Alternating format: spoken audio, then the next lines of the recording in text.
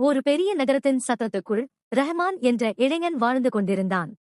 அவன் வாழ்க்கை வெளியில் பார்த்தால் பெர்ஃபெக்ட் மாதிரிதான். நல்ல வேலை, நல்ல சம்பளம், நண்பர்கள், எல்லாமே இருந்தது.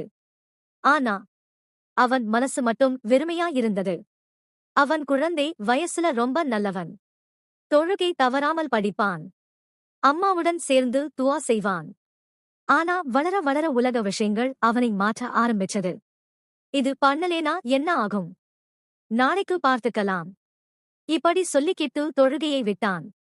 ஒரு நாள் அவனோட வாழ்க்கை மெதுவா கீழே விழ ஆரம்பிச்சது. வேலையில பிரச்சனை, நண்பர்கள் தூரம், குடும்பத்திலும் சண்டை. ஒரு இரவு அவன் வீட்டிலேயே தனியா உட்கார்ந்து கொண்டிருந்தான். போன் சைலண்ட், ரூம் இருட்டு.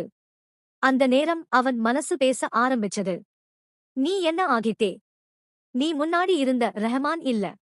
அவன் கண்களில் கண்ணீர் வந்தது. அடுத்த நாள் அவன் சும்மா வெளியே நடந்துகிட்டு போயிருந்தான். ஒரு பள்ளிவாசல் மஸ்ஜித் அருகே வந்தான். அதுல இருந்து ஒரு வயதான ஹாஜி வெளியே வந்தார்.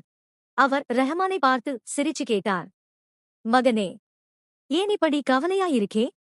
ரஹ்மான் முதல் தடவையாக மனசை திறந்தான். அவன் எல்லா பிரச்சனையும் சொல்லிட்டான். அந்த முதியவர் சும்மா ஒரு வார்த்தை சொன்னார், மகனே, நீ எவ்வளவு தூரம் போயிருந்தாலும் அல்லாஹ் உன்னை காத்திருக்குறான். ஒரு வார்த்தை சொல்லு, உன் வாழ்க்கை மாறும். அஸ்தபிருல்லாஹ். ரஹ்மான் சிரிச்சான். அதுவா? ஒரு வார்த்தை சொன்னா வாழ்க்கை மாறுமா? முதியவர் அமைதியா சொன்னார், அது ஒரு வார்த்தை இல்ல, அது திரும்ப வர்ற வழி. அந்த இரவு ரஹ்மான் தனியா நின்று கொண்டிருந்தான். அவன் கைகளை தூக்கி மெதுவா சொன்னான், அஸ்தபிருல்லாஹ். யா அல்லாஹ், நான் தவறு பண்ணிட்டேன், மன்னிச்சிடு. அவன் கண்ணீர் நிறுத்த முடியல. ஆனா அந்த கண்ணீர்ல ஒரு சுமை வெளியே போயிட்டது. அந்த நாளுக்கு பிறகு அவன் தினமும் சொல்ல ஆரம்பிச்சான், அஸ்தபிருல்லாஹ். தொழுகை, சிறிய நல்ல செயல்கள். மெதுவா அவன் மனசு அமைதியா ஆனது.